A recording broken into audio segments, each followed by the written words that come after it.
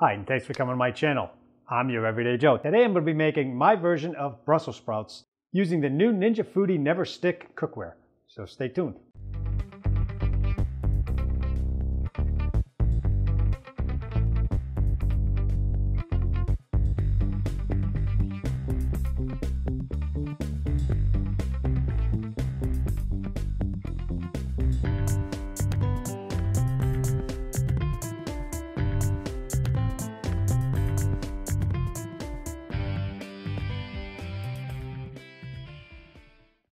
All right, so I've already cleaned the Brussels sprouts, took off all the bad leaves, all the anything that's dirty, cleaned that all off. Basically, all I did was cut the end off here, and just strip off all these leaves here, like that. And then I just cut it in half, like this, because we're gonna roast these with the flat side down, so we're gonna get nice color on these. We can dispose of that. Also got a couple of strips of bacon. This is applewood smoked bacon, and about a dozen or so of these baby potatoes. So we're going to roast everything together. I'm going to bring you over to the stovetop where I've got the pan preheating. Okay, so I've got the pot preheating here, and it is the Ninja 3.5 quart or 3-quart version. Okay, so it is already hot. As you can see, I can grab the handle, it doesn't get hot at all. It's really nice. So first thing we're going to do is we're going to render out the bacon here. I've got 2 strips of smoked apple wood, and we're just going to get that in there.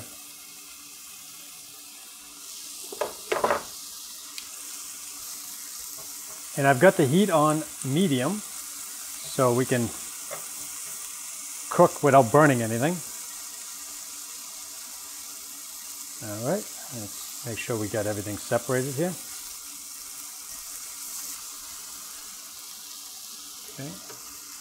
All right, so we're going to let this render off for a couple minutes until it doesn't get crispy. I don't want it crispy. I want a little on the soft side because we're going to continue to cook it in the oven. So we're going to give this pan a nice test in the oven at about 400 degrees afterwards to finish it off. So we're going to let this cook down a little bit. Okay, so the bacon is pretty rendered out now. So I'm going to just take it out of the pan. I take it out of the pan here. All right, I'll put it here. Okay, and we're going to be using the bacon fat to help toast up the potatoes and the Brussels sprouts. So I'm going to add a little bit more olive oil in there. A little olive oil, get that all mixed in for a little extra flavor too. All right, so I'm just going to take these potatoes, put them face down right into the oil here so they get nice and toasty.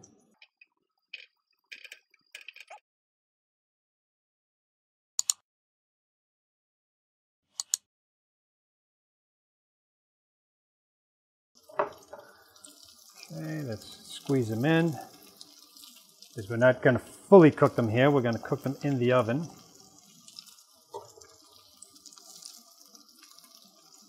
All right, so I think I'll add the rest of them as they start browning a little bit.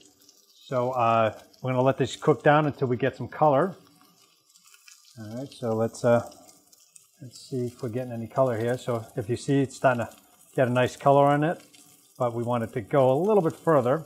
Let's take a look at potatoes. All right, so put that in there, a couple potatoes. We're going to add a little bit more oil because these are sucking it up pretty good. A little bit of salt. And pepper.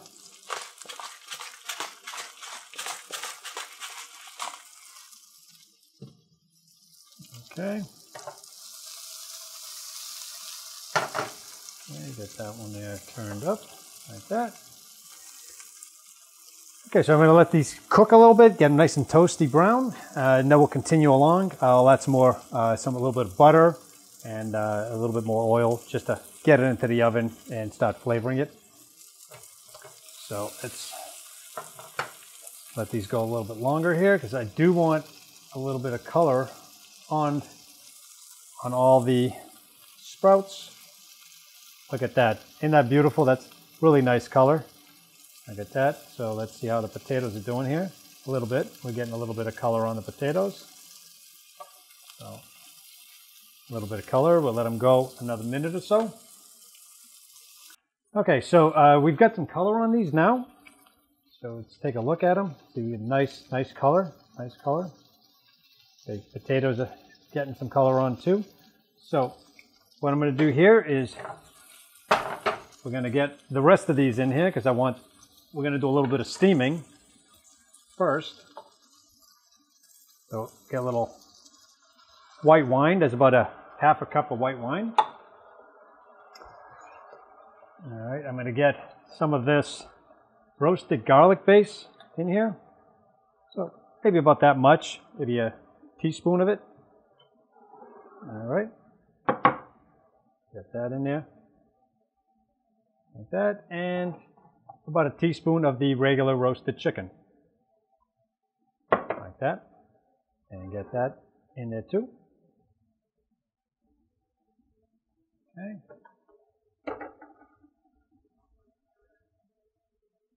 All right. So we're just going to stir that in. Just to mix up the bouillon. All right. And it's really hot, so it's going to steam up really nice. So what I'm going to do now, I'm going to grab the lid, and this lid fits multiple pans in this set. So we're going to close that up, let that cook down. Yeah, we're going to let it cook for a minute or two, let it steam like this, and then we'll get it into the hot oven, which I got preheating at 400 degrees. All right, so we let this steam for about a minute or so. Couple minutes. So let's just get that out of the way. So you can see the sauce is coming together nicely. Okay. And yes, the potatoes are not done yet. I mean, you still got a little bit of ways to go here. So what I'm going to do is I'm going to turn these over like this. And you can smell the wine. The wine smells fantastic in this. And the garlic. That bouillon really works its magic. Okay, just flipping over the potatoes for when they hit the oven so we can get a little bit more color in them. Okay, let's get that. All right. So let's get that in. We're going to throw some of this green onion in there too. All right. And get butter in there. All right. Just want to move that around. And you can see with this pan, I mean, it's really comes to temperature really quick. And I'm using a spoon in here, which normally you wouldn't use in a traditional nonstick. So just get that in there. So let's get the bacon in there too. We want to get it all flavored here. Okay, let's flip that one over. Get that one over like that. All right. So the last part of this, I'm going to add a little bit of Parmigiano and Romano cheese to the top. I'm not going to mix it in just yet. So I want to try to get a little bit of color on it for the oven. All right. So now we're going to grab the hot handle, which isn't hot. So you can see the boiling. I can hold it without a problem. So let's turn the heat off. Got the oven on at 400 degrees. So we're going to throw that right in the top rack here. Okay, and we're going to let that cook for probably about 5 to 10 minutes. We'll pull it out, make sure we're getting a nice thick sauce on it. The potatoes are cooked. When the potatoes are done, we're ready. All right, so now I've had it in the broiler. I set the broiler on to low for a few minutes just to try to get some color on those potatoes. So let's take a look here, and you can see, oh, nice. You got a little roast in there. All right, so you can see the cheese started browning. Probably I could have taken it out about a minute or so earlier. So as you can see, the pan holds up really nicely. Potatoes cooked. You know, you got your Brussels sprouts in there, nice. So what I'm going to do is grab this. I need my glove. Need my gloves because the handle's still hot, so be very careful. Don't forget that the handle is hot. So we're just going to give it a little stir here to mix up some of the juices. Okay. All right. All right. So it is very hot. I mean, even with this glove, I can feel it. All right. So we're going to add a little bit more cheese to the top. Just a grated Parmesan Romano blend. You don't have to if you don't want to. All right. I need to add a little bit more olive oil just to freshen it up here. All right. And give it a little stir. All right. So I'm gonna taste one here. Hopefully I don't burn myself. Okay. And it smells fantastic. It smells really good. This looks really caramelized, really nice. So I know I'm probably going to burn myself on this.